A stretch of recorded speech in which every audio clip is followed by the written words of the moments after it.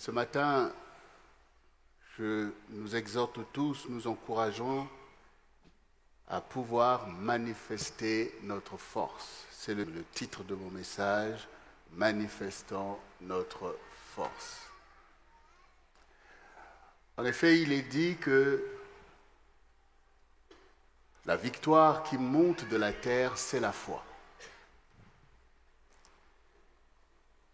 Et tout à l'heure, Pasteur Jocelyne a cessé de le rappeler, nous sommes des croyants. Ça veut dire que nous avons reçu la foi. Et la foi est donnée pour un objectif. Et cet objectif, c'est la victoire du peuple de Dieu. C'est la victoire du croyant.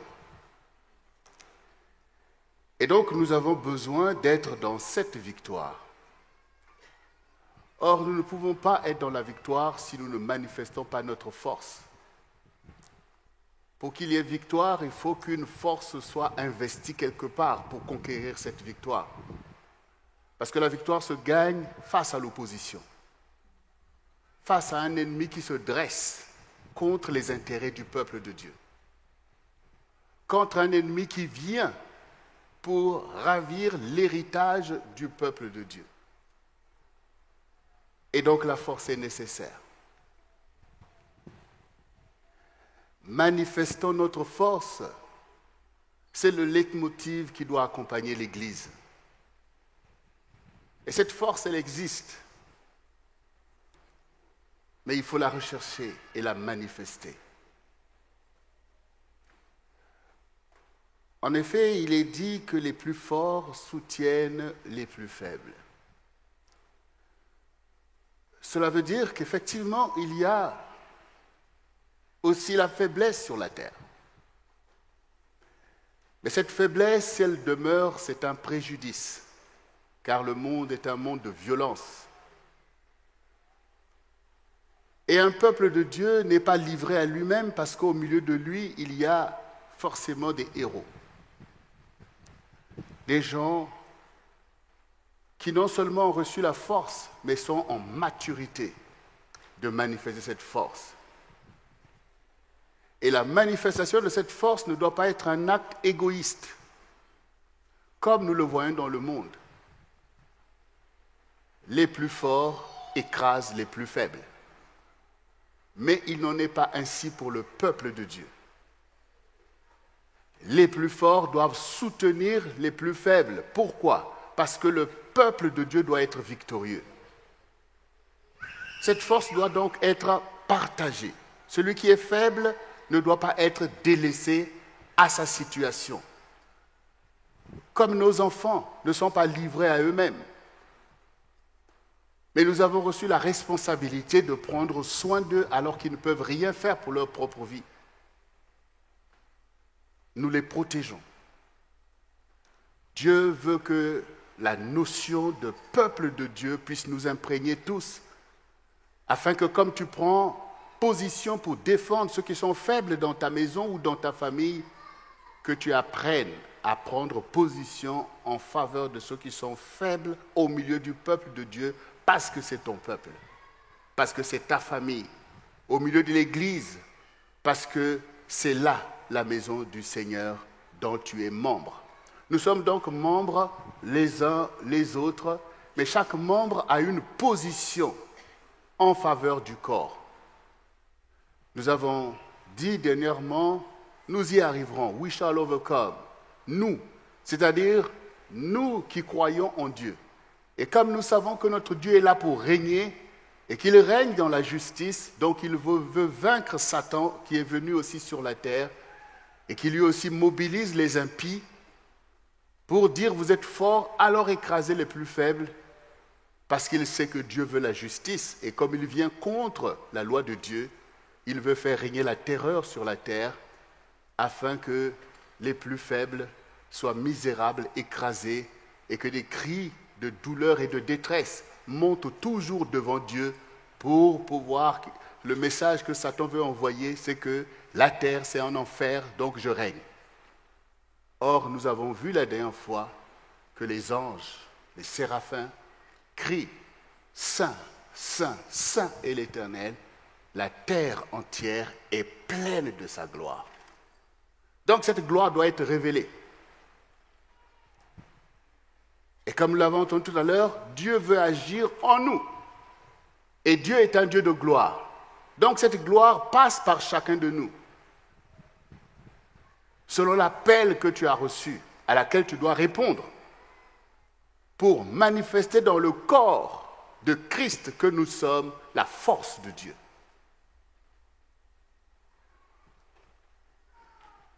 Effectivement, dans le corps, chaque membre n'a pas la même vocation. Il y a des membres qui sont donnés pour manifester la force. Regardez, quand je suis en train de parler, je ne demande pas même à mes mains de faire quoi que ce soit. Mais selon les mots que je vais utiliser, la main va réagir d'une certaine manière. Quand je dis la force, pourquoi je fais ça? Et je n'ai même pas besoin de réfléchir pour le faire. Parce que la main veut montrer qu'elle a été placée pour manifester la force. Donc le mot force réagit dans ma main. Parce que Dieu a placé la main pour agir en force, pour ouvrir le chemin du corps. Et toi aussi, tu es un membre important dans le corps. Et je veux que tu prennes conscience de la position de force que Dieu t'a donnée en faveur du corps. C'est ce que nous voyons dans la Bible. Des personnes qui ont pris conscience que selon la grâce que j'ai reçue, j'ai été placé en position de force pour la victoire du peuple de Dieu. David peut nous en parler. Très tôt, dans sa prime jeunesse, il a pris conscience que son Dieu l'avait placé en position de force par l'onction qu'il a reçue. Et il n'a pas hésité. Alors que le challenge a été lancé par Goliath au peuple de Dieu, pendant 40 jours, Goliath a nargué le peuple de Dieu et insulté son Dieu, l'Éternel. Et quand David est venu et a vu ce spectacle désolant, il ne s'est pas dit « je ne suis qu'un enfant, ça ne me concerne pas, ils n'ont qu'à se débrouiller ». Il a dit « laissez-moi combattre cet incirconcis qui a insulté l'Éternel. » Et il a rappelé aux autres « mais vous êtes l'armée de l'Éternel ». Et David a renversé Goliath. Donc nous voyons que, oui, dans la chair, il y a la faiblesse. La faiblesse qui a atteint Adam et Ève, et ils ont chuté. Ils sont tombés dans une position de défaite, et donc d'esclaves. Parce que quand vous êtes vaincu par vos ennemis, vous êtes esclaves. Vous êtes assujettis à leur volonté. Et c'est ce qui s'est passé avec Adam et Ève. Et si Adam et Ève ont chuté de la position de victoire dans la position de défaite, la question c'est, ils sont devenus esclaves de qui? De celui qui les a vaincus, par ruse, c'est-à-dire Satan. Donc ainsi, l'homme a été livré à cet esclavage. Et l'expression de cet esclavage, c'est ce que nous avons entendu, le péché.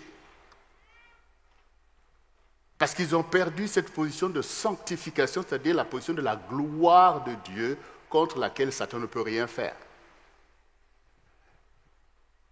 Mais est-ce que maintenant, de ce fait, l'humanité est livrée à la défaite? Non, l'humanité est appelée à se relever dans la victoire. Et donc nous venons dans ce monde en constatant notre faiblesse. Et Jésus lui-même le dit, sans moi vous ne pouvez rien. Donc, nous constatons d'abord notre faiblesse. Personne ne reproche à un enfant de pleurer quand il a faim.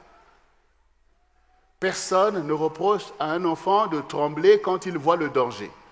Parce que l'enfant manifeste toute la faiblesse qui est là en lui. Et nous-mêmes aussi, étant grands, nous manifestons aussi de la peur. C'est de la faiblesse. Nous manifestons nos inquiétudes face à tout ce qui peut nous manquer, nous mettre dans le désarroi.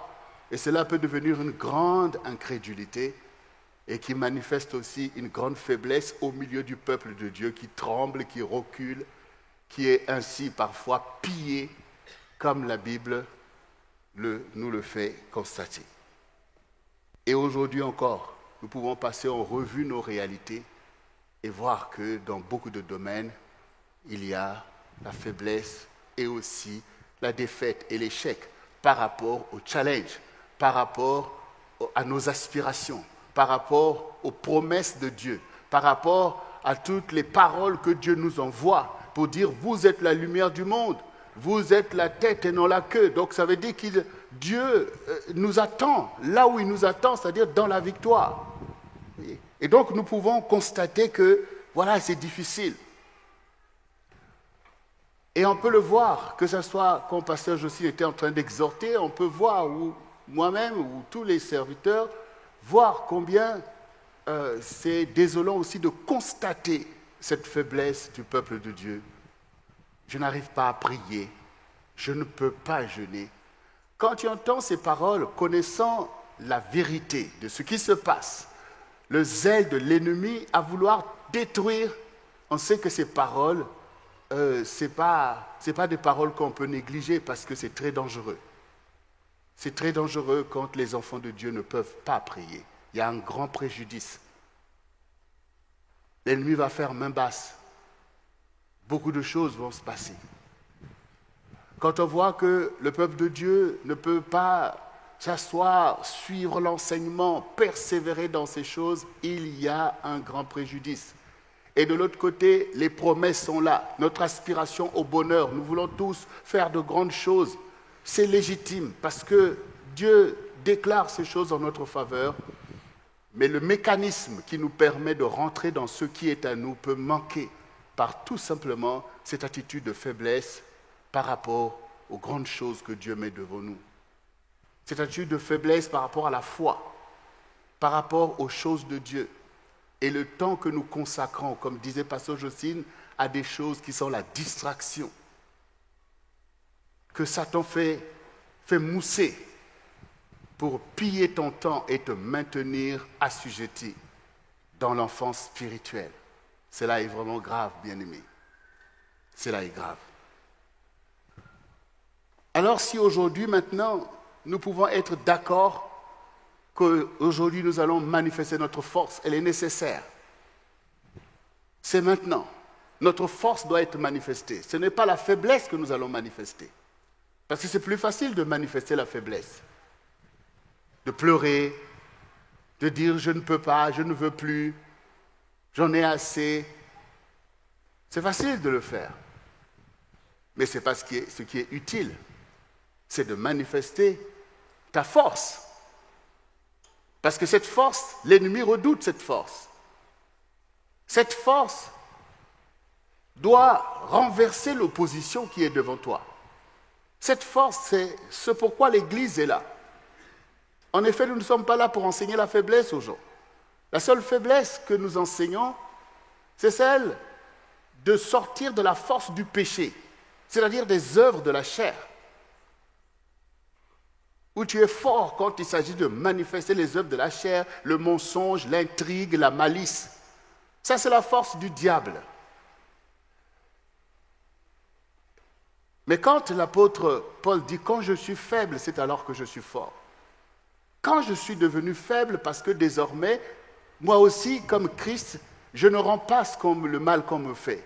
J'accepte d'être lapidé pour le nom du Seigneur. J'accepte d'être critiqué parce que je ne suis plus moi-même aussi dans le fait de montrer que moi aussi, je ne suis pas n'importe qui. Quand je suis faible, c'est alors que je suis fort. Ça veut dire que quand nous sommes faibles dans la dimension de la chair, de l'intellect, de tout ce qui fait en fait l'esprit du monde, cela libère une force spirituelle qui est exactement la force que nous avons besoin de manifester maintenant même pour vaincre notre ennemi parce qu'il est spirituel. On ne te dit pas d'être fort comme on le voit dans le monde, puisque je l'ai dit clairement. Dans le monde, les plus forts écrasent les plus faibles. Ça, c'est la force de Goliath. Ça, c'est la force des ennemis de Dieu. Mais ce dont j'ai été désolé tout à l'heure, c'est la faiblesse spirituelle. Comme par exemple, tu ne peux pas prier. Mais si toi, tu ne pries pas, qui va prier? Tu ne peux pas louer le Seigneur. Si toi, tu ne loues pas le Seigneur, qui va le louer? Est-ce que nous allons changer la parole de Dieu qui dit « L'Éternel siège au milieu de la louange de son peuple » ?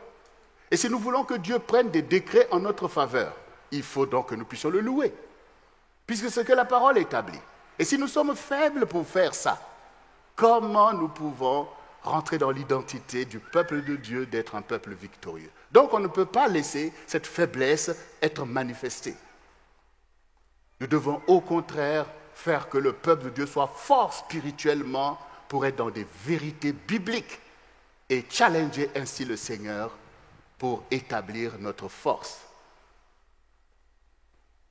Bien-aimés, nous allons manifester notre force aujourd'hui parce que l'histoire nous attend. Et si aujourd'hui nous pouvons nous lever pour dire on va manifester notre force, c'est que ces choses ont été établies dans l'histoire par ceux qui ont cru avant nous. Le témoignage que nous avons reçu d'eux, ce n'est pas le témoignage de la manifestation des œuvres de la chair et donc de la faiblesse spirituelle. C'est au contraire la manifestation de la force de leur foi. On a parlé d'Abraham, on peut parler de tous les saints qui ont obtenu un témoignage favorable dans l'histoire. Nous sommes donc leurs héritiers et nous devons en être dignes parce que nous avons la même foi en Dieu et notre Dieu ne change pas. Il est celui qui appelle à ce que ce qui est investi en toi dès avant la fondation du monde puisse prévaloir sur l'héritage que tu as reçu de la chair, c'est-à-dire d'Adam et Ève, qui sont tombés en défaillance. Mais il y a quelque chose au-dedans de toi qui, par la foi, doit prévaloir, doit sortir. Quelque chose doit surgir à l'avantage du peuple de Dieu et à la désolation de l'ennemi et de tous ceux qu'il instrumentalise contre toi. Et dans 1 Pierre, le chapitre 4, le verset 1 et 2 nous dit « Ainsi donc, Christ ayant souffert dans la chair, vous aussi armez-vous de la pensée, de la même pensée. Car celui qui a souffert dans la chair en a fini avec le péché, afin de vivre non plus selon les convoitises des hommes, mais selon la volonté de Dieu, pendant le temps qu'il lui reste à vivre dans la chair.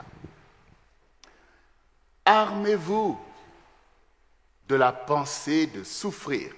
C'est ce que l'apôtre nous enseigne. Et dans ce passage, on voit bien le côté de armer, armez-vous. Donc ça veut dire que la force est un principe d'armement. Voilà. Dans un pays, on veut défendre la souveraineté du pays.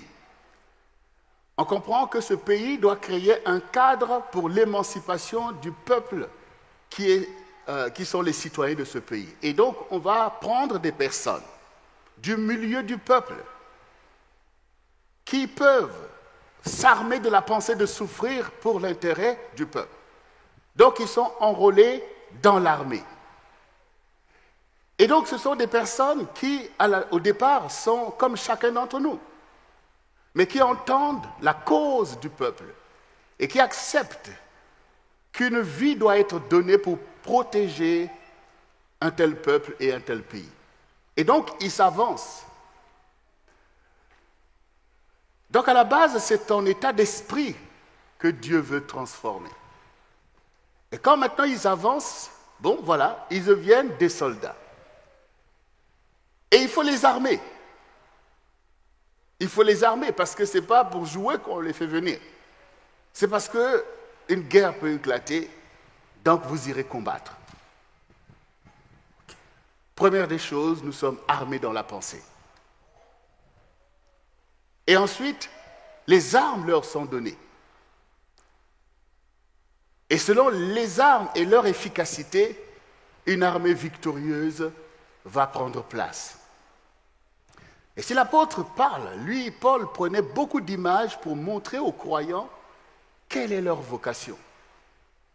L'image des soldats, l'image des athlètes, pour montrer que la foi est un principe d'armement. Si ta foi n'est pas armée pour la victoire, c'est une foi contemplative qui ne t'emmènera pas dans la victoire. Et comme tous les religieux qui sont morts dans la défaite, souvenez-vous, ceux qui sont sortis d'Égypte, tous ceux qui avaient 20 ans et plus sont morts sans voir le pays promis.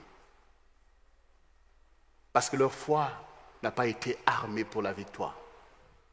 Devant le récit des espions qui eux-mêmes étaient dans la défaite face aux géants qu'ils ont vus sur la terre promise, ils ont eu peur, ils ont méprisé leur Dieu, ils n'ont pas voulu aller se battre. Alors le Seigneur a dit, puisque vous êtes des sauterelles devant vos ennemis, vous allez retourner dans le désert et c'est là que vous allez mourir. Donc nous voyons que si nous refusons d'être armés, que notre foi soit armée, c'est-à-dire de courage, de persévérance, d'abnégation, donc nous n'avons pas la victoire dans notre foi. Nous ne pouvons rien conquérir. Et non seulement c'est un préjudice pour nous qui ne pouvons pas rentrer dans notre héritage, dans les promesses de Dieu, mais cela suscite l'indignation du Seigneur. À quoi ça te sert de croire en lui si tu ne peux pas marcher avec lui? Si tu ne peux pas croire que Dieu est là pour te faire rentrer dans les grandes choses qu'il a prévues et que Satan est exactement là pour essayer, je dis bien, essayer de t'en empêcher. Je ne peux pas dire qu'il est là pour t'empêcher parce que ce serait faire croire qu'il peut le faire quand il le veut. Ce n'est pas la vérité. Il va essayer. Il va essayer. Quand on allait à l'école, nous tous, on sait que ce n'est pas toujours facile dans la cour de récréation. Surtout quand on est à l'école primaire ou au collège. Il y a toujours quelqu'un qui veut te malmener, qui veut faire de toi son souffre-douleur. Surtout quand on vient au début de l'année, il y en a qui veulent faire des caïds, donc ils veulent trouver des victimes. Tu commences à trembler et dire, ah, celui-là, je l'ai eu. Et donc, il se passe pour les plus forts. Moi-même, j'ai déjà joué ce rôle-là. J'ai joué les deux. C'est-à-dire d'être celui qui veut se passer pour le plus fort, ou alors celui qu'on veut malmener. Alors, j'étais au CP2 quand je voulais me passer pour le plus fort. Donc, à la rentrée, j'arrive dans ma nouvelle classe. Et j'arrive le bon matin parce que mon père m'y a déposé. Et je vois les filles, parce qu'à l'époque, c'était les élèves qui arrivaient, les premiers. Il y en a qui devaient balayer la classe. On balayait la classe avant que les cours commencent. Donc j'arrive au moment où les gens sont en train de balayer la classe et je vois des filles qui sont en train de balayer. Et puis il y avait un jeune homme, enfin pas un jeune homme, un enfant, c'est-à-dire un garçon, voilà plutôt, un garçon, et qui se faisait taper par ces filles-là. Je dis, mais comment il peut se laisser taper par des filles? Bon, en fait, il se laissait faire. Bon, il était peut-être un gentleman. Mais moi, je ne trouvais pas ça normal. Hein? Quelqu'un qui se laisse taper par les filles, mais celui-là, c'est un faiblard, et il va voir ça. Donc, maintenant, en classe, je le regarde. Et puis, lui, il me regarde par hasard. Je dis, toi. Je lui dis qu'à la récréation, on va se retrouver derrière la classe. Donc, le gars, il ne comprend pas. Et puis, à la récréation, il dit, allons derrière la classe. Bon, lui aussi, il me suit. On arrive derrière la classe, et il était plus grand que moi. Et moi, je dis, mais lui, les filles l'ont tapé, donc il n'est pas fort. Et puis, voilà, derrière la classe, et moi, je commence. Je commence, tac, tac, tac, je commence à le taper. Il me regarde. Et puis, je continue. Après, il m'a sifflé un coup. Je vous dis, un seul. Un seul coup à l'oreille. L'oreille a commencé à siffler. La bagarre s'est arrêtée là. La bagarre s'est arrêtée là. Donc, ça veut dire que j'ai essayé de vouloir lui faire croire que j'étais plus fort que lui. Mais au moment où il a dit non, tu n'es pas plus fort que moi, quand ce coup est arrivé, Mon zèle s'est arrêté là. C'est pour ça que je vous disais tout à l'heure qu'il y a des personnes qui essayent de vous faire croire qu'ils sont plus forts que vous. Donc Satan essaye, et ses agents essayent aussi. Si tu restes contemplatif, si tu te laisses manipuler par leur manigance, par le petit jeu de pied que je voulais faire, tu resteras dans un statut qui n'est pas le bon. Mais si tu montres que tu as la foi et que Dieu est avec toi, Satan sera arrêté. Et les impies le seront aussi. Donc, ce qui fait que j'avais moi-même aussi fini par retenir la leçon à rebours. Quand maintenant il y a quelqu'un qui voulait blaguer avec moi, j'avais pu réussir aussi à montrer que non, tu n'es pas plus fort que moi. Et donc j'arrivais aussi à renverser la situation. Revenons maintenant à ce que le Seigneur veut nous faire connaître ici. En effet, la terre, le monde est un monde d'affrontement. Il y a une guerre spirituelle. Et le Seigneur le dit clairement. Tout enfant de Dieu qui ne s'inscrit pas dans ce combat spirituel, qui ne comprend pas qu'il y a une guerre spirituelle, sa foi n'est pas édifiée. Sa foi ne produira pas la victoire. Et sa foi sera même une désolation pour Dieu par mépris des enseignements et de la parole clairement établie. C'est dans Apocalypse 12 que nous le voyons. À partir du verset 7, il est dit « Il y eut guerre dans le ciel. Michael et ses anges combattirent contre le dragon, et le dragon et ses anges combattirent, mais ils ne furent pas les plus forts. Et leur place ne fut plus trouvée dans le ciel, et ils furent précipités. Le grand dragon, le serpent ancien, appelé le diable et Satan, celui qui séduit toute la terre, il fut précipité sur la terre et ses anges furent précipités avec lui. Et j'entendis dans le ciel une voix forte qui disait « Maintenant le salut est arrivé, et la puissance et le règne de notre Dieu et l'autorité de son Christ. Car il a été précipité l'accusateur de nos frères, celui qui les accusait devant notre Dieu jour et nuit. Ils l'ont vaincu à cause du sang de l'agneau et à cause de la parole de leur témoignage. Ils n'ont pas aimé leur vie jusqu'à craindre la mort. C'est pourquoi réjouissez-vous, cieux, et vous qui habitez dans les cieux. Malheur à la terre et à la mer, car le diable est descendu vers vous, animé d'une grande colère, sachant qu'il a peu de temps. »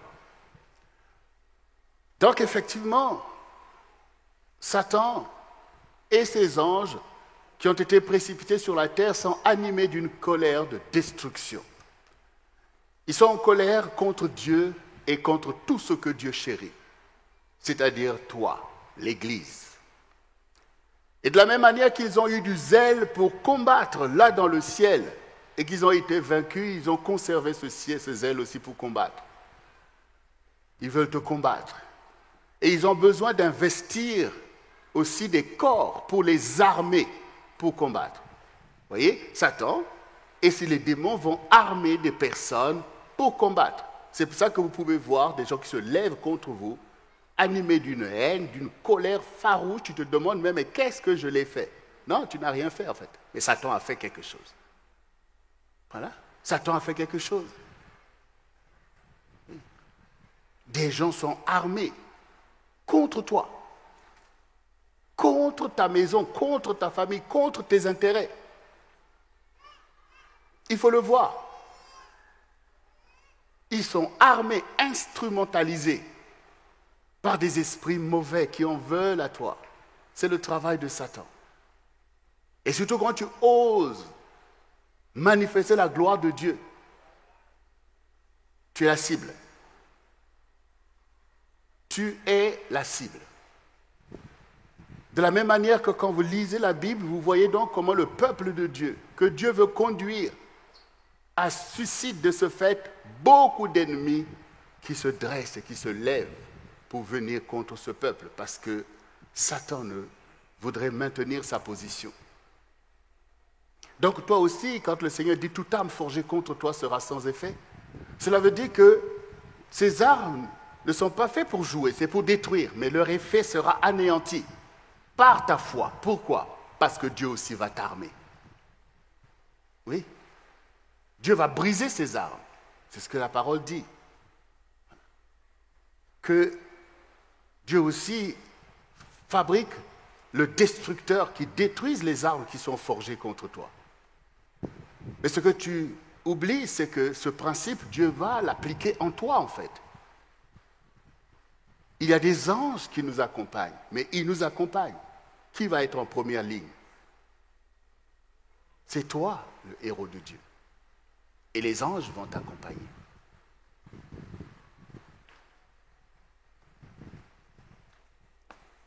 Les impies sont armés pour faire le mal, mais toi tu es armé pour faire le bien. Et le bien que tu vas faire, c'est ta vie qui manifeste la gloire de Dieu. Le bien dont parle le Seigneur, c'est ton bonheur. Le bien dont parle le peuple de Dieu, c'est le bonheur du peuple de Dieu. C'est la vie de l'Église. C'est ça le bien.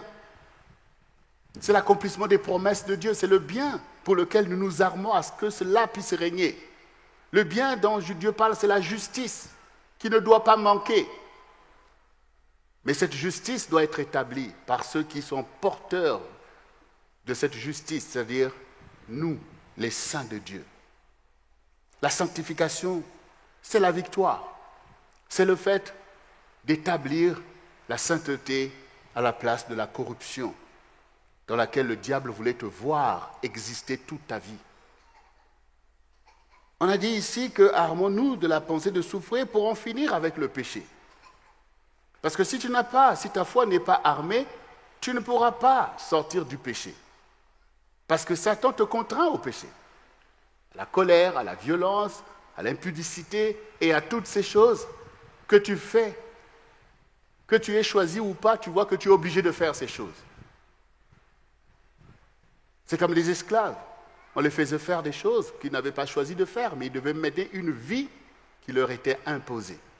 Toi aussi, quand tu vis dans le péché, cela t'est imposé, tu crois que c'est toi, mais c'est le diable qui t'a imposé ces choses. Et pourtant, tu entends la parole de ton Dieu, mais tu n'as pas le pouvoir de faire ce que Dieu veut. Cela signifie que c'est le pouvoir de Satan qui s'exerce, parce que comme tu as la foi, donc tu aimes Dieu, mais tu n'arrives pas à faire ce qu'il dit. Donc il y a un problème dramatique qui demeure. Et si tu meurs au milieu d'un tel esclavage, ce n'est pas bon. Tu n'auras jamais vécu pour Dieu. Comment tu peux aller vers lui alors? Non, c'est maintenant que tu dois manifester ta force. Et cette force, tu la vois se manifester quand maintenant tu fais cesser le règne du diable pour manifester le règne de Dieu. Quand maintenant tu peux le louer et avec joie. Quand maintenant tu peux défendre la justice. Quand maintenant tu peux bâtir ta maison selon les ordonnances de Dieu. Quand maintenant tu peux être un membre important dans l'Église. Là tu sais que tu as manifesté cette foi victorieuse. Et que ce sont là les œuvres de puissance que tu manifestes. Quand maintenant tu peux aimer ton prochain comme toi-même. Quand maintenant tu peux accomplir les ordonnances de Dieu où Dieu te dit, lève-toi, l'homme quittera son père et sa mère et s'attachera à sa femme et les deux deviendront une seule chair. Quand maintenant tu peux faire ces choses en sachant que c'est la volonté de Dieu et que cela plaît à Dieu, alors tu sais que là, tu manifestes ta force contre Satan. Tu manifestes ta force contre l'esprit du monde. Tu manifestes ta force contre tous les démons que le diable a envoyés pour maintenir les hommes dans le péché. Tu manifestes ta force. Et comme le Seigneur dit, lève-toi, sois éclairé. Sur toi l'Éternel se lève, sur toi sa gloire resplendit. Et que les nations marcheront à ta lumière et les rois à la clarté de tes rayons. C'est ça la force. Parce que ce qui est en toi maintenant peut éclairer le monde. Là où maintenant tu es devant et non derrière. C'est que cette force, tu la manifestes. Fidèle dans les petites choses, Dieu te confie des grandes choses. Fidèle dans les petites choses. On commence déjà à être fidèle dans les petites choses. Je dois prier. Je dois remercier le Seigneur. Je dois être gentil avec tout le monde. Je dois être reconnaissant. Vous voyez, des petites choses que les gens banalisent. Oh, ça, c'est pas important. Mais toi, tu es déjà fidèle dans ce que tu peux faire. Et en effet, nous voyons que notre enfant a de l'avenir parce que nous voyons que les petites choses qu'il peut faire, il arrive à les faire. Voilà. Là, on sait. Parce qu'on ne demande pas à un enfant qui est au CP1 les choses qu'on demande à celui qui est, je ne sais pas, en 4e. Mais les 1 plus 1 égale 2 qui lui sont demandés suffisent à mesurer sa maturité selon son âge. Et s'il arrive à faire ces opérations, il arrivera à faire tous les théorèmes des Thalès et tous les autres. Parce que, à son niveau, il relève les challenges. Donc on peut déjà voir que, lui là, il va aller loin. Mais si votre enfant n'arrive pas à faire les petites choses que vous lui demandez, comment allez-vous rêver que non, quand il sera grand, tout à coup, il réussira à faire tout ce qu'il doit faire? Non, vous allez vous en inquiéter. Et vous allez faire tout ce qui est nécessaire pour stimuler sa force. Pour lui rappeler, mais je t'ai appris que 1 plus 1 égale 2. Tu as compris? Oui, maman. Le lendemain, 1 plus 1 égale combien? Je t'ai dit 2. Tu as compris? Oui, maman. Si une semaine plus tard, 1 plus 1 égale combien? 6. Aïe, aïe, aïe, aïe, aïe, aïe, aïe. Voilà. Donc, quand nous sommes fidèles dans les petites choses, comme quand nous sommes fidèles dans le petit calcul, on nous donne le calcul au-dessus. Quand vous êtes aussi fidèle dans votre foi, Dieu vous donne de plus en plus de challenges parce qu'il n'y a pas de limite à la force qu'il veut révéler en vous. Soyons donc fidèles et Dieu nous conduira. Et cette guerre qui a éclaté, qui est venue sur la terre, il nous est dit ici, ils l'ont vaincue par le sang de l'agneau. Et la victoire que nous devons manifester, elle existe. Cette force, nous ne l'inventons pas, elle existe. Notre force est donc dans le sacrifice de Jésus-Christ qui a versé le sang qui nous sanctifie. Cette sanctification n'est pas tout simplement une bonne intention. Oui, je veux faire bien. Ah non, je suis désolé, je ne veux plus recommencer. Je ne veux plus faire ceci. Et souvent tu dis et tu vois que tu es encore désolé de te retrouver dans les mêmes choses. Non, il faut, de la même manière qu'une armée est armée par les armes qu'on a fabriquées et qu'on lui confie, toi aussi tu as besoin de prendre des armes de la victoire que Dieu a disposées ici sur la terre pour manifester sa gloire. Et parmi ces armes, il y a le sang de Jésus. Le sang de Jésus. Tu dois savoir que c'est l'arme que tu dois utiliser. Beaucoup encore ne sont même pas conscients de ces vérités. Tu n'invoques pas ce sang. Tu n'en connais même pas l'importance. Tu crois que tes bonnes résolutions suffisent. Tes bonnes intentions suffisent. Non, ce sont des principes spirituels. Donc tu dois t'identifier au sang de Jésus. Ça veut dire que tu dois reconnaître que sans Jésus, je ne peux rien. Sans lui, je ne peux rien. Et ce qui est à Dieu est à Dieu. Et il ne donne pas sa gloire à un autre. Donc si maintenant ce sang, tu ne l'invoques pas, si tu ne demandes pas au Seigneur, sanctifie-moi par ton sang, parce que ce sang a été versé pour ma sanctification, pour me purifier. Comme David dit, crée en moi un cœur pur. Crée en moi. Nous savons le dire, David est l'homme selon le cœur de Dieu. Mais le cœur, là, il a eu où? Il a fait alliance avec Dieu pour qu'il crée en lui un cœur pur. Alors pourquoi toi tu veux laisser régner ton cœur mauvais au lieu de dire Seigneur, crée en moi un cœur pur? Parce que par ton sang qui a coulé à la croix de Golgotha, je suis sanctifié. Le Seigneur dit, je suis l'Éternel qui vous sanctifie. Je vous répète ces choses parce qu'au quotidien, face aux challenges, aussi bien intérieurs que extérieurs, tu dois prendre les armes. Quand tu es attaqué par des mauvaises pensées, tu fais quoi en fait? Pour beaucoup, tu commences à penser les mauvaises pensées que Satan t'envoie. Ah ouais, non, je ne le supporte pas. Ah non, regarde-moi ça, telle chose, telle chose. Tu es en train de penser les mauvaises pensées que Satan a suscitées en toi à la vue de ton prochain. Alors que Dieu te dit, aime ton prochain comme toi-même. Tu ne t'es pas souvenu de cette parole au moment où tu es incliné à avoir une mauvaise pensée vis-à-vis de quelqu'un que tu ne connais pas. Est-ce que tu sais sa relation avec Dieu? Et quand tu commences à penser ces choses, cela emmène en toi maintenant des mauvaises dispositions. Tu as maintenant de l'animosité vis-à-vis de lui. Et les insultes ne vont pas ne pas venir. Alors comment tu peux dire je suis sanctifié? Voilà comment on se souille. Ce n'est pas que tu n'auras pas une mauvaise pensée, mais ça dépend si tu adhères à cette pensée ou si tu la rejettes. Si tu rejettes cette pensée, tu témoignes de ta sanctification. Mais si tu acceptes cette pensée, tu t'es souillé par cette pensée. Quand tu vois une femme et que tu la convoites, si maintenant tu adhères à cette pensée, tu es rentré dans la souillure. Mais si tu rejettes cette pensée, tu restes dans ta sanctification. Parce que tu réalises que pour telle ou telle raison, je ne veux pas aller dans ce sens. Quand le Seigneur Jésus a dit aux enfants d'Israël, il dit, mais pourquoi tes disciples mangent sans se laver les mains selon la tradition des anciens? Il dit, ouais, lavez les mains, lavez les mains. En attendant, ce qui vous souille, ce n'est pas ce qui rentre, mais ce qui sort de vous, c'est ça qui vous souille. Parce que pour eux, ces traditions-là de sanctification, mais qu'est-ce qui va sanctifier le cœur de l'homme?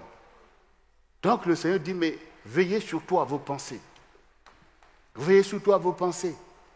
Parce que vous êtes méchants et adultères. Parce que ces choses sont de vous. Toutes ces choses qui sortent témoignent du fond qu'il y a en vous.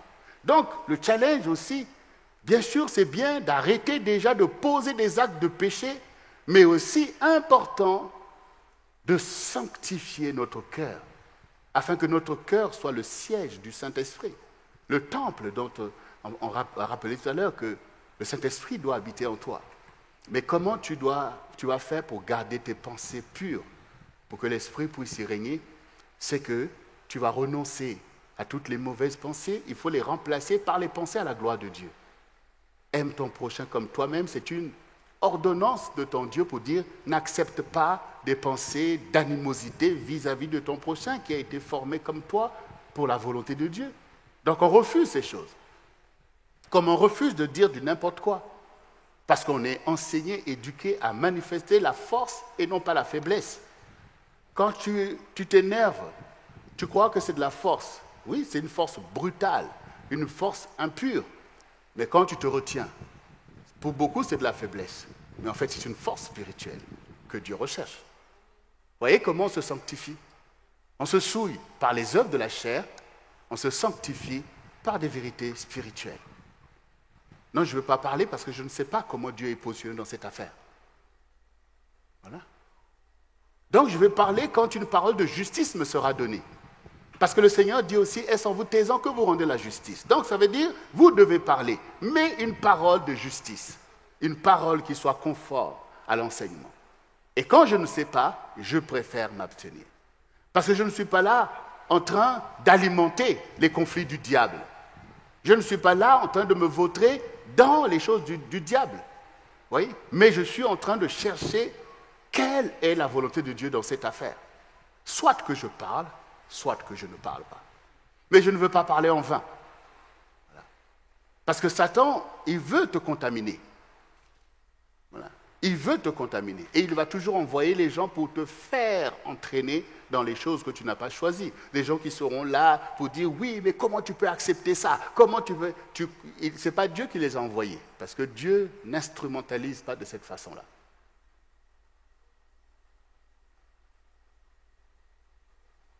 Donc c'est très important pour nous d'invoquer le sang de Jésus. Ça veut dire, rappelle-toi. Et même, tu peux même le dire.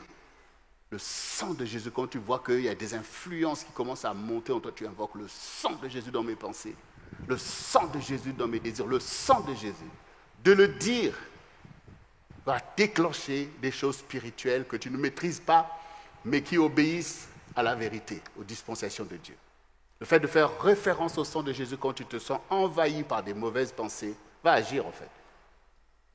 Il faut apprendre à obéir à la parole comme des enfants. Comme des enfants. Le sang de Jésus me sanctifie, me purifie. Et tu vas voir que quelque chose va se passer. Ça veut dire que cette semence ne va pas prospérer. Au bout d'un moment, cette pensée, ça a été anéanti. Or, quand tu acceptes une mauvaise pensée, aïe, aïe, aïe, ça commence. Vous voyez, c'est comme une racine qui monte, une plante, ça commence. Mais qu'est-ce que tu as? Oh, laisse-moi tranquille. Le lendemain, c'est encore pire. Dans le couple, on ne peut même plus parler. Et on demande c'est quoi le problème. En fait, c'est une mauvaise pensée qui est arrivée, qui emmène beaucoup d'autres situations et après, ça devient un conflit terrible. Et par la grâce de Dieu, parfois, on est secouru parce qu'il y en a qui prient. Et puis après, mais je commence à dire, mais qu'est-ce qui s'était passé? Oh, je ne sais pas ce qui m'est arrivé. Ben, il t'est arrivé ton ennemi. Il t'est arrivé des mauvaises pensées. Et quand ces mauvaises pensées sont là, ça t'empêche d'utiliser les mécanismes de dialogue qui permettent d'éclaircir et de régler les problèmes. Tu ne veux plus parler, tu ne veux rien entendre. Mais pendant ce temps, la mauvaise pensée fait son nid en toi. Et le temps est précieux. Et parfois, ça peut prendre une semaine. Mais au bout de cette semaine, il y a déjà beaucoup de choses qui se sont passées. Ça peut prendre des mois et parfois des années pour quelque chose qui était erroné à la base. Donc nous devons nous sanctifier en nous disant non, on n'est pas là pour les mauvaises pensées. Et même s'il y a quelque chose de mauvais, on va le gérer, on va le traiter avec la vérité pour pouvoir nous soutenir les uns les autres. Les plus forts soutiennent les plus faibles. Peut-être l'autre s'est trompé, mais toi tu es encore dans la force de ton esprit, de la foi, qui peut renverser la situation et finalement permettre au couple d'avancer, permettre à la famille d'avancer et au peuple de Dieu d'avancer. Nous avons reçu de Dieu la sagesse pour régler nos différends. Mais Satan travaille et l'ignorance fait que nos différends deviennent des conflits qui handicapent le corps. Donc nous nous sanctifions par le sang de l'agneau et nos paroles doivent s'ajuster à ce sang qui a été versé. La parole de ton témoignage est importante. Il faut que tu témoignes. Il faut que tu témoignes tous les jours de ta foi. Ta foi doit avoir un témoignage. C'est-à-dire que la gloire de Dieu, Jésus est grand. Au nom de Jésus, on va faire telle chose. Tu dois témoigner. Comme Jésus devant l'attaque de Satan, quand Satan est venu l'attaquer pour dire que si tu es fils de Dieu, fais que ces pierres deviennent du pain. Lui ne reste pas la bouche fermée. Il dit, il est aussi écrit que l'homme ne vivra pas de pain seulement, mais de toute parole qui sort de la bouche de Dieu. Et là, Satan est bloqué dans son élan. Parce qu'il est faible, parce qu'il jeûne et que c'est difficile, mais il est fort pour déclarer la parole de vérité et renverser l'ennemi qui veut te tenter quand tu es en souffrance, quand tu es en difficulté. Il dit, mais oui, tu dis que Dieu t'aime, mais là, regarde. Mais oui, toi tu dis que oui, oh, CRC, vraiment, on s'aime. Mais regarde là, tu es là tout seul. Regarde, vous voyez? Et tu n'as plus rien à dire pour témoigner de la vérité. Et du coup, tu es pris dans le filet. Voyez? Non, il faut toujours témoigner. Il y a toujours une parole qui doit t'accompagner. La parole qui est une lampe à tes pieds et une lumière sur ton sentier pour avancer. Alors, bien-aimés, nous nous souvenons que du temps de Josaphat, une armée nombreuse est venue contre le peuple de Dieu. Et nous le voyons dans 2 Chroniques, verset 20, à partir de chapitre 20, à partir du verset 12, qui dit « Ô Dieu, n'exerceras-tu pas tes jugements sur eux, car nous sommes sans force devant cette multitude nombreuse qui s'avance contre nous, et nous ne savons que faire.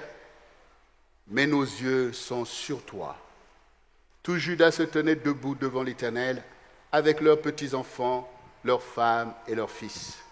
Alors l'Esprit de l'Éternel saisit au milieu de l'assemblée Jacaziel, fils de Zacharie, fils de Benadja, fils de Jéel, fils de Matania, lévite d'entre les fils d'Azaph. Et Jacaziel dit, « Soyez attentifs, tout Juda et habitants de Jérusalem, toi, roi Josaphat, ainsi vous parle l'Éternel, ne craignez point et ne vous effrayez point devant cette multitude nombreuse, car ce ne sera pas vous qui combattrez, ce sera Dieu.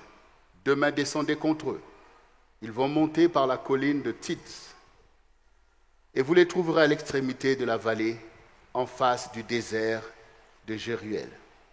Vous n'aurez point à combattre en cette affaire. Présentez-vous, tenez-vous là, et vous verrez la délivrance que l'Éternel vous accordera. Juda et Jérusalem, Ne craignez point et ne vous effrayez point. Demain, sortez à leur rencontre et l'Éternel sera avec vous. Donc voici ce que je disais tout à l'heure, le peuple de Dieu constate sa faiblesse. Et l'ennemi a armé un peuple nombreux contre eux. Et donc la désolation était là. Et cette multitude qui a été armée pour venir contre le peuple de Dieu et les intérêts du Seigneur n'est pas venue pour jouer. Et là, nous voyons aussi le peuple dans sa désolation. Ils sont en minorité, mais ils avaient une clé. De se dire, oui, on ne va pas regarder à cette multitude. Notre challenge, c'est de regarder à l'Éternel. Et c'est ce que David avait fait aussi. Lui ne s'est pas focalisé sur Goliath, il est grand, ils ont même mesuré sa alliance, pèse, je ne sais pas quoi. Mais David a dit, moi je regarde à l'Éternel. Et Josaphat aussi et son peuple en minorité dit, Seigneur, on regarde à toi. Tu dis quoi? Tu fais quoi? Et là le Seigneur dit, mais je suis avec vous. Je vais combattre. Et aujourd'hui c'est à toi que Dieu parle. Dieu veut combattre en fait. Dieu veut combattre. Et il est victorieux, nous le savons. Mais il fallait que ce peuple ait le courage d'avancer vers ses ennemis, comme on vient de l'entendre. Toi aussi, devant les réalités, les difficultés, les challenges, tu as tendance à battre en retraite, à reculer, à ne pas prier, à faire profil bas. Non, le Seigneur dit, présente-toi. Ton ennemi te voit et se moque de toi, mais il ne voit pas celui qu'on ne voit pas, mais que toi tu connais qu'il est là. Nous n'avons pas besoin de voir de nos yeux. Ce que nous avons besoin, c'est de connaître. Parce que le Seigneur ne dit pas que mon peuple périt faute de vue. Mais mon peuple périt faute de connaissance. Donc les choses que tu connais sont ta force. Josaphat connaissait que Dieu est victorieux, que c'est une arme inébranlable. Si cette arme est avec nous, nous vaincrons. Et donc ils ont dit, Seigneur, nous regardons à toi. Qu'est-ce que tu dis? Et là, ils n'ont pas vu un ange qui est descendu pour dire je suis l'ange Michael, pour dire ah on l'a vu, comme ça s'est passé avec Josué. Mais Dieu a tout simplement suscité du milieu d'eux un prophète qui a prophétisé. De la même manière que quand nous sommes là, il y a la prophétie qui sort. Et beaucoup des enseignements que vous recevez sont prophétiques. Donc on pouvait aussi dire oh celui-là aussi c'est qui? Est-ce que c'est même vrai? Non, ta foi connaît ces choses. Et quand ils ont entendu cette parole, ils ont dit, l'Éternel a parlé. Dieu m'a parlé. Souvent tu es là, tu viens, même au culte, ce n'est pas en vain que tu viens. Tu ne viens pas pour entendre des discours qu'on a préparés, écrits sur un papier, selon le calendrier ou je ne sais pas quoi. Nous ouvrons notre bouche et Dieu te parle. Dieu veut te montrer que je connais ta situation. Comme il a connu la situation de Josaphat et son peuple. Et qu'il a dit, ne crains pas, je combats pour toi. Mais lève-toi, avance dans cette situation. Présente-toi. Va à tel endroit. Va déclarer telle parole. Et dans les choses que Dieu t'ordonne de faire, ça peut te paraître dérisoire. Ça peut te paraître dérisoire de dire la parole que Dieu t'a dit de dire. Ça peut te paraître dérisoire quand tu es peut-être convoqué ou il y a peut-être un procès contre toi. Et que Dieu te dit, va, ne crains pas, je suis avec toi. Ça peut te paraître dérisoire de te présenter devant des gens bien armés et qui t'attendent. Ça peut te paraître dérisoire. Oui, au quotidien, nous voyons ces challenges que Dieu nous donne. Allez-y, faites ceci. Tu dis, mais Seigneur, comme Moïse, quand Dieu lui a dit, va en Égypte pour sortir mon peuple, pour l'emmener dans la terre promise. Moïse dit, mais qui je suis? Qui je suis? Comment je vais aller affronter Pharaon? Il dit, mais qu'est-ce que tu as dans la main? Mais c'est un bâton. Jette par terre, le bâton devient un serpent. Donc Dieu veut nous montrer qu'il est là. Nous ne le voyons pas, mais il est là. Il veut te montrer que je suis avec toi. Et si tu regardes bien par le passé, Dieu l'a déjà fait et il t'a donné la victoire. Donc aujourd'hui, dans ta situation, manifeste ta force, la force de ta foi, pour dire que ma foi suffit à renverser cette situation. Parce que je ne suis pas en train de croire dans une idole, mais je crois dans le Dieu puissant. La Bible dit que c'est par la foi que nous pouvons lui plaire et que dans ma faiblesse, ma foi va être le canal par lequel Dieu va agir pour apporter un témoignage que Dieu est vivant, que le monde doit le voir au travers de mon témoignage. Parce que si Dieu maintenant fait de moi la tête alors que j'étais à la queue, ma génération est obligée de reconnaître que la parole de Dieu est vraie. C'est de toi qu'il s'agit. Et donc, Josaphat a cru dans cette parole, puisque la suite, le verset 18 nous dit, Josaphat inclina le visage contre terre, et tout Juda et les habitants de Jérusalem tombèrent devant l'Éternel pour se prosterner en sa présence. Les Lévites d'entre les fils des Kéatites et d'entre les fils d'Israël. Le lendemain, contre les fils de Corith, se levèrent pour célébrer d'une voix forte et haute l'Éternel, le Dieu d'Israël.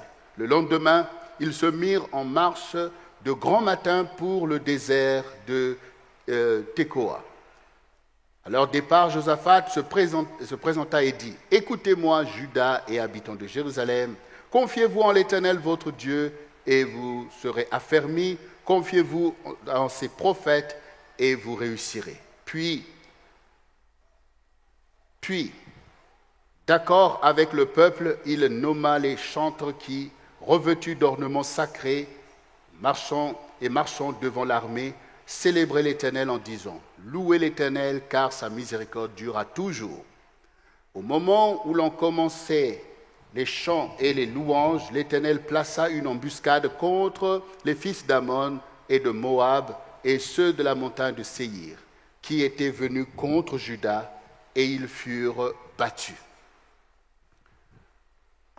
Cette parole les a armés de courage, et ils se sont présentés. Et ce qui doit être ici marquant, c'est le fait que dans le corps que représente le peuple de Dieu, chacun de nous a une responsabilité éminente et importante. Ici, nous voyons des chantres. Ceux qui proclament la gloire de Dieu ont été placés à la tête, devant l'armée. Cela révèle quoi?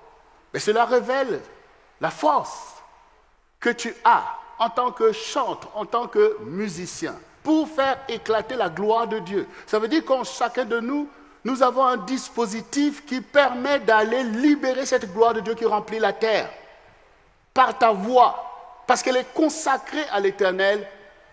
Cela va challenger Dieu de se manifester, d'agir. Et c'est ce qui s'est passé.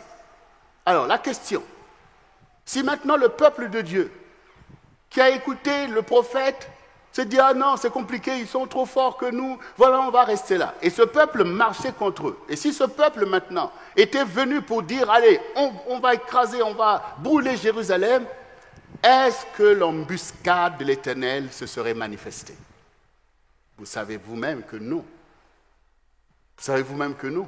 Comme des générations qui ont péri quand Dieu a livré ces peuples, Jérusalem a été brûlée et toutes ces choses. Mais là, parce qu'ils ont cru que nous devons manifester notre force à la voix de l'Éternel et que nous allons faire résonner nos trompettes, qu'il ne s'agit pas d'être là maintenant en train de trembler jusqu'à ce qu'on vienne nous marcher dessus. Donc, ils se sont présentés. Et Josaphat a pris ses responsabilités pour dire « Confiez-vous en l'Éternel et en ses prophètes ». C'est-à-dire que le dispositif du peuple de Dieu se met à fonctionner. Les prophètes pour déclarer les oracles, pour subjuguer le peuple de Dieu à la victoire qui lui appartient. Les chantres pour faire résonner des trompettes, pour pouvoir galvaniser le peuple de Dieu dans sa victoire. Et déjà créer l'effroi dans le camp de l'ennemi qui dit « Mais attends, ils sont peu nombreux, mais ils osent, ils sont en marche, ils sont en train d'invoquer leur Dieu. » Le Seigneur se trouve assiégé au milieu de leurs louanges. Et dans ce siège que l'Éternel a tenu au milieu d'eux, aussitôt, il a placé une embuscade. Et l'ennemi s'est détruit lui-même. Ça veut dire que les armées qui sont venues entre eux, Dieu a fait surgir leur propre conflit les uns envers les autres. La coalition qui s'était liguée contre toi a commencé à se détruire. Ils ont commencé à se détruire les uns les autres. Et les enfants d'Israël, en train d'élever la bannière de la gloire de Dieu, ont assisté au spectacle de la destruction de leurs ennemis. Ce qui veut dire aujourd'hui, toi qui m'écoutes, ne regarde pas à tout le scénario que le diable a monté contre toi. l'envergure de ce scénario. Mais au milieu de ça, fais prévaloir ce que tu as. Fais prévaloir la foi que Dieu t'a donnée dans la victoire. Invoque-le, aie du courage, sois vaillant au milieu de toutes ces choses. Comme ceux qui ont marché avant toi, toi aussi, tu verras ce spectacle désolant de ceux qui sont livrés à eux-mêmes parce qu'ils se confient dans l'ennemi.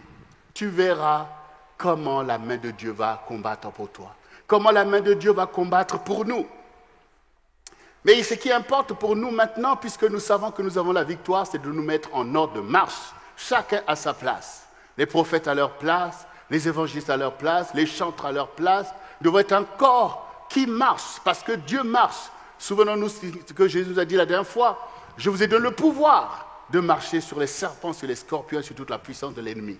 C'est l'armement du diable. Les serpents, les scorpions, la puissance de l'ennemi sont des esprits humains. Des gens qui sont là pour pouvoir te paralyser, inoculer des idéologies, pour te mettre dans la confusion et faire main basse sur toi, pour pouvoir s'accaparer des richesses, des trésors et se pavaner dans leur convoitise et toutes ces choses et maintenir le monde sous l'oppression de toutes sortes de situations et de déboires. Mais au milieu de ça, tu as une vocation. Le corps marche parce qu'il y a des choses à accomplir. Un corps inerte, déstabilisé, ne peut rien faire. Et ce n'est pas ça la vocation de l'Église. La vocation de l'Église, c'est le rassemblement des saints, le rassemblement des croyants. Quand tu crois, tu es déjà sanctifié par ta foi. Parce que bientôt, tu vas pratiquer les œuvres de la sainteté. Parce que c'est ça à quoi ta foi t'appelle. Te faire passer des ténèbres à la lumière, d'une vie de péché à une vie de la gloire de Dieu. C'est ça le témoignage de ta foi. Et c'est ce témoignage qui va triompher devant le Seigneur. Selon qu'il est dit, voici les miracles qui accompagneront ceux qui auront cru. Oui, c'est-à-dire que par ta foi, ce sont les miracles qui doivent prendre place au quotidien, là où avant c'était la désolation et toutes les choses mauvaises que tu faisais contre ta propre vie et contre la vie des autres, qui participaient à la destruction du diable. Ce qui fait qu'aujourd'hui, ce que le Seigneur, pour pouvoir conclure ce message, te dit la même chose qu'il a dite à Gédéon. Brisons les chaînes de l'oppression. Parce que l'oppression vient de l'ennemi et la délivrance vient du Seigneur, comme nous venons de le voir avec Josaphat. Et si nous faisons résonner nos trompettes, si nous élevons nos voix, si nous prophétisons, si nous prions, c'est que cette victoire doit prévaloir. Elle doit prévaloir en nous parce que nous sommes capables de résister au péché et faire ce qui est bien. Elle doit prévaloir au milieu de nous parce que nous sommes un peuple béni. Elle doit prévaloir dans notre génération parce que nous avons vocation à éclairer notre génération. Cette victoire doit jaillir parce qu'il n'y a pas de limite aux œuvres de la foi. Le Seigneur dit, si vous avez la foi, vous direz à cette montagne, déplace-toi de là et la montagne sera déplacée. Donc nous voulons une foi qui déplace les montagnes. Et les montagnes, ce ne sont pas les montagnes du relief que nous voulons déplacer. Ce sont des montagnes de l'oppression, des montagnes de situations qui tiennent les familles sous l'oppression, la captivité. Nous voulons déplacer ces montagnes, les montagnes des œuvres impies. Nous voulons déplacer ces montagnes. C'est notre vocation. Parce que Dieu a dit, allez, allez. Nous sommes des vecteurs de l'évangile du Seigneur Jésus-Christ. Et ici, nous voyons aussi ce bien-aimé parmi les héros de la foi, quelqu'un qu'on appelait Gédéon, qui était là au milieu aussi de sa génération, sous l'oppression Israël, dominé par Madian. Un jour, un ange lui est apparu. C'est dans Juges, chapitre 6, à partir du verset 12. L'ange de l'Éternel lui apparut et lui dit, « L'Éternel est avec toi, vaillant héros. » Gédéon lui dit, « Ah, mon Seigneur, si l'Éternel est avec nous, pourquoi toutes ces choses nous sont-elles arrivées? Et où sont tous ces prodiges que nos pères nous racontent? Quand ils disent, l'Éternel ne nous a-t-il pas fait monter hors d'Égypte?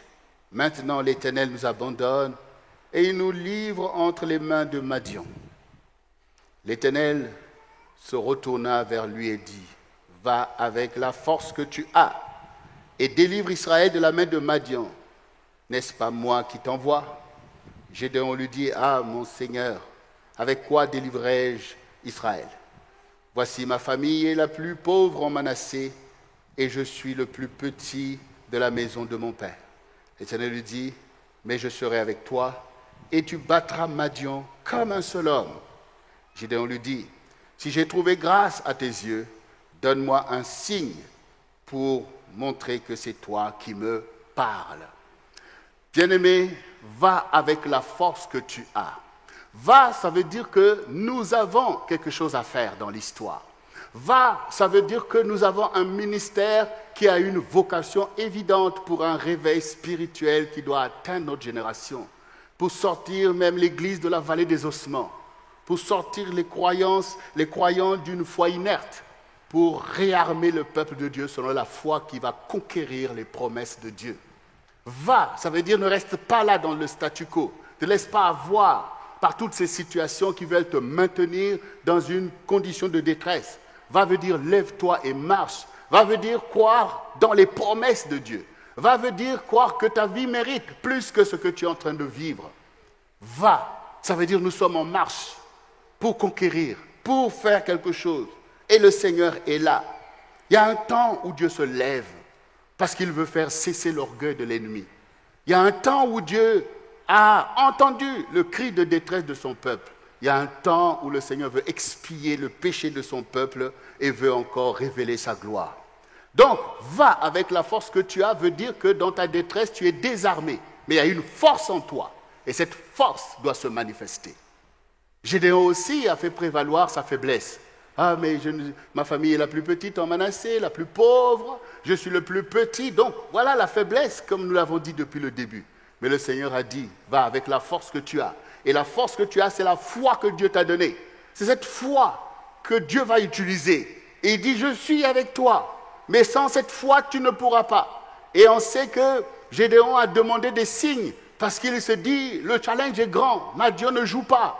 Ce sont des criminels, des meurtriers. Donc je ne veux pas m'aventurer si c'est que des pensées comme ça. Je ne sais même pas si ce n'est pas l'ennemi qui vient m'attaquer et tout. Et il voulait savoir si c'est Dieu qui lui parle. Mais toi, aujourd'hui, tu vas dire, moi, si je vais rentrer, je vais demander plein de signes. Donc, tu doutes que c'est Dieu qui te parle alors. Donc, ça veut dire que je suis en train de parler en vain. Mais si tu sais que c'est Dieu qui te parle pour te challenger dans tes situations, pour te dire, lève-toi. Donc, ton problème, ce n'est plus de savoir si Dieu me parle ou pas. Non, c'est de rassembler ta force pour marcher vers ton avenir. C'est de prendre ta place au milieu du dispositif du peuple de Dieu pour accomplir ce réveil, pour établir cette justice. C'est que les promesses de Dieu doivent encore se manifester et que nous devons maintenant nous challenger pour ce qui est bien les uns les autres. Quel est notre avenir en tant que peuple de Dieu? Quel est l'avenir de ta maison et de ta famille? Il s'agit maintenant d'avoir un objectif pour pouvoir marcher d'une façon armée vers cet avenir, d'une façon déterminée. C'est de rentrer dans toutes les valeurs qui font un peuple victorieux, un peuple qui a la foi, qui a la persévérance, que personne ne peut vaincre. Parce que Dieu est avec nous selon sa parole. Dieu ne peut pas être avec toi dans tes mauvaises voies. Impossible. Mais il sera avec toi dans tes bonnes voies. Or, tes bonnes voies sont écrites dans la parole. Et les bonnes voies, pour nous, ne peuvent pas être diverses. Du genre, chacun a sa bonne voie. Non, ça doit être la même, c'est-à-dire la voie du Seigneur. Voilà. Il ne faut pas que chacun se crée son évangile ou se crée son Dieu. Non, ta bonne voie doit être une bonne voie pour ton frère aussi. Quand moi je marche dans ma bonne voie, ça doit être la même bonne voie que Pasteur Jocelyne. Parce qu'ensemble, nous sommes appelés. Et donc ta bonne voie doit faire du bien à ton prochain, doit faire du bien à ton frère, à ta sœur, parce que nous sommes un corps. Si le peuple de Dieu, comme nous le voyons là avec Josaphat, et là avec Gédéon, si ses intérêts sont divergents, où est donc la victoire? Parce que Dieu ne peut pas être que ton Dieu à toi. Et même si Dieu se lève sur toi, il le sera en faveur du peuple au milieu de qui tu es élu. Donc, quand maintenant Dieu nous dit « va » et qu'il dit à chacun de nous « va avec la force que tu as », cette force que tu détiens, c'est la force du peuple de Dieu. C'est la force pour ta maison, pour ta famille. Joseph s'est retrouvé rejeté par ses frères et Dieu l'a rendu fort en Égypte. Et cette force l'a été pour la maison de son père, pour ses frères. Donc nous devons veiller à ce que la parole de Dieu puisse être clairement pratiquée. Nous ne sommes pas là pour reproduire les mécanismes par lesquels Satan détruit l'humanité. La colère, la vengeance. Non, si tu à la force de Dieu et que tu appliques la vengeance, tu n'es pas en train de faire ce qu'on a dit au début, les plus forts soutiennent les plus faibles. Et ta force est ainsi donc manipulée et exploitée par l'ennemi, puisque tu veux te venger de quelque chose. Ce n'est pas comme ça, bien-aimé. Nous devons être forts pour le Seigneur qui a été fort pour nous tous. Si tu reconnais que tu invoques le sang de celui qui innocemment a donné sa vie pour nous, toi aussi, au milieu du peuple de Dieu, donne ta vie pour la sanctification de l'Église, donne ta vie pour le salut de ta famille, donne ta vie parce que c'est comme ça que tu seras loué, parce que quelqu'un va dire « Ah, béni soit le Seigneur pour un tel, béni soit le Seigneur ». Donc, bien-aimé, la sanctification va avec la force de la foi du peuple de Dieu. Et cette force qui va permettre à Dieu d'écrire une page de l'histoire de notre temps où beaucoup d'âmes vont se tourner vers le Seigneur parce qu'ils voient l'émancipation du peuple de Dieu. Parce qu'ils voient la force du peuple de Dieu. Beaucoup vont venir se réfugier au milieu de toi parce qu'on dit là-bas au moins il y a la victoire. Alors, bien-aimés, le Seigneur nous parle, ce n'est pas en vain. Et puisque Dieu nous parle et que ce n'est pas en vain, nous-mêmes ne vivons pas en vain. Que notre vie soit à la gloire de Dieu, que notre vie soit une source de bénédiction pour le peuple de Dieu. Et si maintenant nous sommes de bonne volonté pour pratiquer cette parole et de manifester notre force pour la gloire de Dieu et pour le bonheur du peuple de Dieu, pour le salut des âmes qui nous entourent, cela veut dire que nous arrêtons de faire ce qui va à l'encontre du bénéfice du peuple de Dieu, ce qui va à l'encontre de notre bénédiction. Ne fais pas les choses que le diable ordonne de faire. Si tu les fais, tu attaques directement les intérêts du peuple de Dieu. Et pour être clair avec vous, si un homme marche dans l'impudicité, il n'est pas en train de manifester sa force, mais sa faiblesse. Mais si un homme se lève, comme dit le Seigneur, l'homme quittera son père et sa mère et s'attachera à sa femme, et les deux deviendront une seule chair, là il vient de manifester sa force pour le peuple de Dieu. Parce qu'ainsi, non seulement que lui-même est honoré d'avoir fait ce choix qui est à la gloire de Dieu, mais il y a une femme qui a été honorée, qui se retrouve à être protégée, qui se retrouve finalement dans une situation où elle peut devenir cette femme vaillante qui va bâtir sa maison, alors qu'avant, dans sa façon d'être, tu voulais la sujetter à une vie de prostituée ou à une vie de quelqu'un qu'on utilise et qu'on va jeter. Donc, j'aimerais que vous puissiez comprendre. C'est quoi manifester la force? C'est d'obéir à la parole. C'est de faire comme Dieu veut. Mais si tu fais comme le monde veut, tu as manifesté ta force impure pour le diable. Ça sera pour les œuvres du diable. Parce que derrière, c'est la désolation. Derrière, c'est le désordre. Mais si tu, au contraire, tu te soumets à la parole, alors la force que tu vas manifester, c'est pour bâtir le royaume. C'est pour pouvoir faire l'œuvre de Dieu. Et non seulement que tu seras béni toi-même, ta maison avec toi, mais autour de toi, ceux qui étaient faibles seront bénis. Et je peux vous le dire, quand une sœur, une femme qui est là prend conscience que je n'ai pas été formée pour être seule, qu'elle est en train de jeûner, de prier, que quelque chose ne se passe pas, elles se sont faibles. Elles se sont livrées à elles-mêmes. Mais le jour que son champion va se lever, par tout simplement un acte que tout le monde fait, n'importe comment que toi tu le fais selon la parole, eh bien tout d'un coup, elle se retrouve à être forte. Elle est maintenant protégée.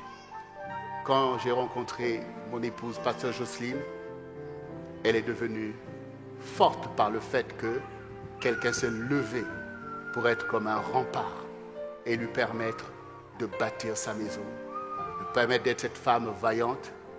Bien-aimés, j'aimerais que nous puissions bien comprendre la parole. Ce n'est pas en vain que Dieu parle. Nous devons arrêter de faire le mal pour faire le bien. Et ça suffit pour notre bonheur. Et cette pensée de l'amour du prochain avait pu manquer. Et ainsi, on s'est laissé entraîner dans les voies qui n'étaient pas de Dieu. Nous avons besoin de nous soutenir les uns les autres. La femme n'est pas seule et l'homme n'est pas livré à lui-même. Faisons ce qui est bien et nous serons un peuple fort. Et nous allons envoyer un message de paix à cette génération. Alors, bien-aimé, si maintenant tu veux manifester ta force, tiens-toi debout avec moi. Et toi aussi qui es à la maison, tiens-toi debout pour qu'ensemble, nous puissions maintenant manifester la force du salut. La force. Nous avons reçu tous la foi pour l'Église. Nous avons tous reçu la foi pour notre famille. Et même nous avons la foi pour notre génération. Nous n'allons pas laisser Satan régner, mais nous allons faire régner Jésus en faveur de cette génération. Alors répète après moi ces quelques paroles. Seigneur Jésus, je te rends grâce pour le sang que tu as versé, pour me laver, me purifier de toutes les œuvres mortes qui avaient agi dans ma vie. Parce que désormais, j'ai entendu ta parole et je me lève pour manifester ma force en faveur du peuple de Dieu, en faveur de ma maison, de ma famille et de ma génération. En pratiquant le bien, qui est ta parole, qui est une lampe à mes pieds, une lumière sur mon sentier. Et je renonce à la force impure des œuvres de la chair. Je renonce à piéger mon prochain, mais je veux être au contraire une source de bénédiction pour mon prochain. J'accepte de me soumettre à ta volonté, afin que je sois fort pour la justice, car tu es Dieu qui règne.